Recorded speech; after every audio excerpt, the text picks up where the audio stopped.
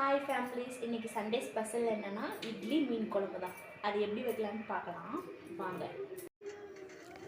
Friends, கடாய் first அடுப்பில் வச்சுக்கணும். வச்சுட்டு எண்ணெய் ஊற்றி கடுகு போட்டுட்டு வெந்தயம் கொஞ்சம் சீரகம் கொஞ்சம் போட்டுக்கணும். அது நல்லா பொரிஞ்சு வர அளவுக்கு நம்ம வெயிட் பண்ணணும். அடுத்து நம்ம சின்ன வெங்காயம் தான் ரெடி பண்ண போகிறோம். சின்ன வெங்காயம் நீங்கள் இந்த குழம்புக்கு போட்டிங்கன்னா, நான்வெஜ் அப்படின்னாவே அதுக்கு சின்ன வெங்காயம் நீங்கள் சேர்த்துக்கிட்டிங்கன்னா டேஸ்ட் இன்னும் கொஞ்சம் கூடுதலாக நம்மளுக்கு கிடைக்கும். சின்ன வெங்காயம் சேர்த்துக்கிட்டோம். சின்ன வெங்காயம் 2 பச்சை மிளகா நல்லா வணக்கிட்டோம். அதை சின்ன வெங்காயம் பொன்னிறமாக வர அளவுக்கு நம்ம நல்லா வணக்கிட்டோம். கூடவே கருவேப்பிலையும் கொஞ்சம் சேர்த்துக்கிட்டோம். நெக்ஸ்ட்டு நான் 4 பேர் சாப்பிட்ற அளவுக்கு தாங்க இந்த குழம்பு நான் வைக்கிறேன். அதுக்கு தகுந்த அளவோட பொருள் தான் நான் சேர்த்துருக்கேன். உங்களுக்கு உங்கள் வீட்டில் எத்தனை பேர் இருக்காங்களோ அதுக்கு தகுந்த அளவு பொருளை நீங்கள் சேர்த்துக்கோங்க. எப்படி அளவு நீங்கள் கரெக்டாக சேர்த்துட்டிங்கனாவே டேஸ்ட்டு சூப்பராக வரும். அடுத்து தக்காளி ஒரு சின்ன சைஸ் பழமாக எடுத்து அதை கட் பண்ணி அதையும் ஜாயின் பண்ணிக்கிட்டேங்க. நான் சேர்த்துக்கிட்டு ஃபுல்லாக நான் மிக்ஸ் பண்ணிட்டேன். அடுத்து இதுக்கு மெயின் திங்ஸ் எது ரொம்ப டேஸ்ட்டு கொடுக்கும் அப்படின்னு பார்த்தீங்கன்னா, நம்மளுக்கு வெங்காயம் பேஸ்ட்டும் தக்காளி பேஸ்ட்டும் தான் நம்மளுக்கு இந்த குழம்புக்கே டேஸ்ட் கொடுக்கும். எனக்கு அப்படி தாங்க. உங்களுக்குலாம் எப்படின்னு சொல்லிட்டு எனக்கு மறக்காமல் கமெண்ட் பண்ணுங்கள்.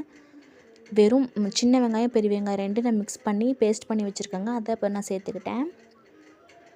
வேறு எதுவுமே நான் இதில் சேர்த்துக்கலங்க. அடுத்து நான் வெறும் தக்காளி, பச்சை தக்காளி வணக்கலங்க, எதுவுமே பண்ணல. அப்படியே ஃப்ரெஷ்ஷாகவே எடுத்து நான் வாஷ் பண்ணிவிட்டு மிக்சியில் அரைச்சிட்டு அப்படியே நான் சேர்த்துக்கிட்டேன். அந்த தக்காளி பாருங்கள் இப்போ சேர்த்துக்கிட்டு அதில் கொஞ்சம் தண்ணி ஊற்றி இன்னும் கொஞ்சம் ஆட் பண்ணிக்குவேன். ஏன்னா குழம்பு நம்மளுக்கு இன்னும் கொஞ்சம் வேணும் இல்லைங்களா, அதனால் நல்லா மிக்ஸ் பண்ணிக்கணும்.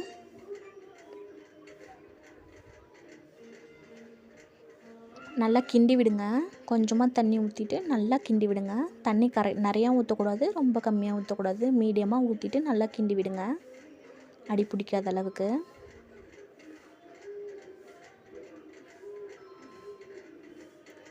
அவ்வளோதாங்க. அடுத்து நம்ம புளி கரைசல் ரெடி பண்ணி வச்சுருக்கோம். மீன் குழம்புக்கு மெயின் பாயிண்ட்டே புளி தான். புளி கரைசல் ஏன்னா கெட்டு போகாமல் இருக்கும் இல்லைங்களா.